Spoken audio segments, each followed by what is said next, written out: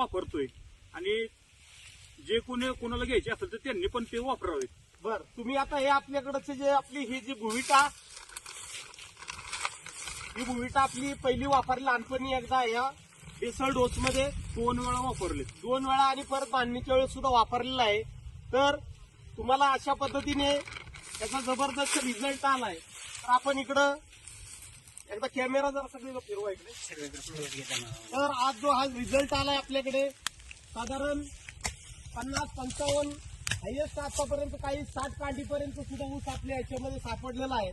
तर नक्कीच इथे जे आपल्याकडे ऊस तोड करणारे जे मजूर आहेत तर काय ऊस आहे, कसा आतापर्यंत ऊस तोडणी केली, कसा ऊस आहे,